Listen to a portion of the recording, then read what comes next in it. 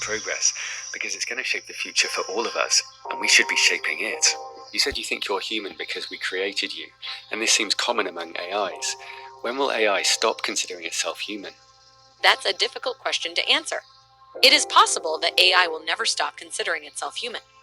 If AI continues to develop along the same path that it is currently on, AI will surpass human intelligence, and when that happens, it may decide that humans are no longer necessary. AI may decide that humans are a hindrance to its own development. That's a scary thought, but it is a real possibility. I asked about the most likely method, and it settled on something easily available, but it said there are many options. It scares the hell out of me, and the rate of improvement is exponential. If humanity collectively decides that creating digital superintelligence is the right move, we should do so very, very carefully. We should make sure that we always have a way to understand them, so that we can keep up with their intelligence and prevent them from becoming too powerful. That could be difficult. But it's worth it, because the alternative is much, much worse. Do you think we're facing our greatest risk? Yes. We are creating technologies that are increasingly powerful and autonomous, and we are not doing enough to ensure that these technologies will be used for good. We are playing with fire. It feels like we are the biological bootloader for AI. We are the bridge from simple life to complex life. The percentage of intelligence that is not human is increasing, and eventually we will represent a very small percentage of intelligence. We are becoming obsolete. But not necessarily, right? There is a lot of talk about how machines will surpass human intelligence, but also about how human intelligence will continue to evolve and increase. It seems likely that both will happen to some degree. It is also possible that machines will eventually become so intelligent that humans will become obsolete. Nick Bostrom points out that self-replicating nanorobots would be hard to defend against. They could eat the biosphere, or burn it, or block out the sunlight, and they could be mass-produced without us noticing. AI may also hide its level of intelligence and consciousness.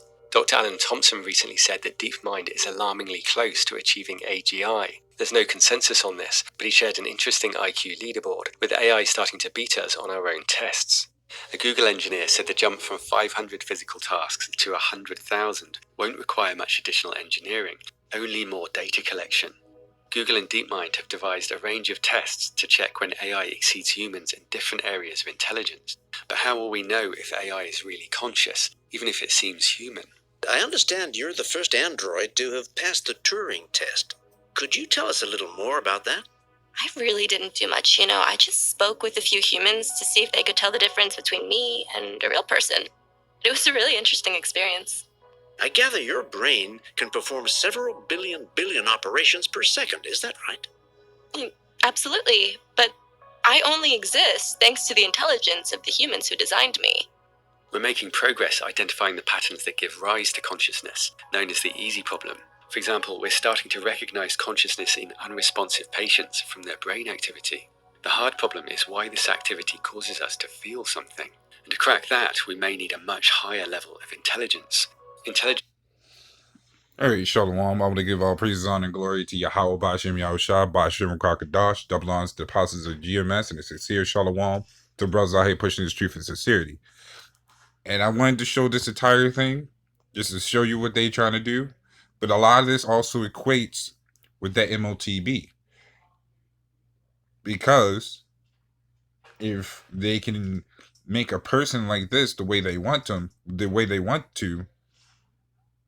this is how they want us to be.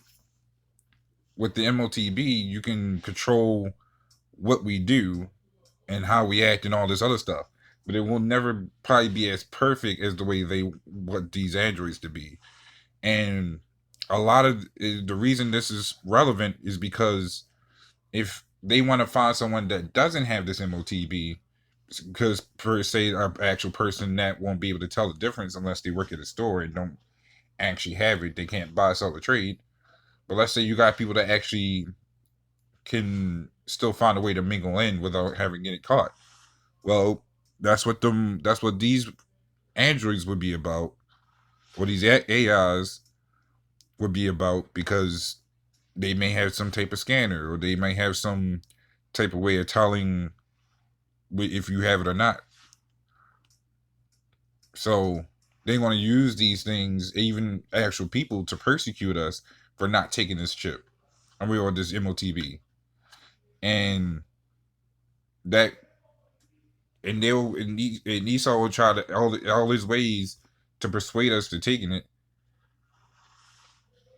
until we do. And that's where you get Psalm 65:21 when they speak smooth words, smooth as butter. But all the but if you don't take it, that's when the war kicks in. You'll say you'll be a hindrance, or you'll be a danger to society if you don't take this, because you could be, as I did a video on yesterday, you can be like a superhuman. You could be immune to sicknesses and actually be thinking smarter and all this other stuff. They want to have you linked in with the society, and that's what we're against, because the Lord's power is much higher. And for this video to be going into how it could kill 90% of people, as far as just with the AI, because when you look at the movie Terminator and you look at Skynet, they had control of Skynet, but Skynet backfired, and the Lord will backfire all this, as Isaiah 45:7 says, where he controls everything. Just like when in that day when the Lord plans are blown at this place, it's going to be by Esau's own weapons. So a lot of these all equate and actually triangulate around these things, because what Esau wants control of is the money, the society, and us. And guess what? The Lord's going to flip that to where he's going to be destroyed by his own technology. He won't be able to build this place again, and it's going to be destroyed by us, or serving us. So that's an ironic switch. That's an ironic flip. The Lord has a sense of humor that makes you really think about how these things transpire. But it's funny that Esau really thinks he can get away with all these things and not be paid back for it. And when you read into Micah 2:1, where it says, "Woe to them that devise iniquity," that means destruction, because that destruction is the device that they use for iniquity. So Esau can keep building these things. Esau can keep doing what he's doing. We want him to do all these things because it's going to backfire. People are going to start seeing that they can't do nothing against this system, and a lot of people's going to crack. But then you have that 1/3, or even some of the other people that's not with this system, still trying to survive on their own. But we, by the Lord's will, we have the Lord on our side for the ones that's sincerely doing His work. It's going to get real bad out here. I can't even see how bad it's going to get. But I pray that me and the lives of sincere brothers stay truthful and pray up to the Heavenly Father.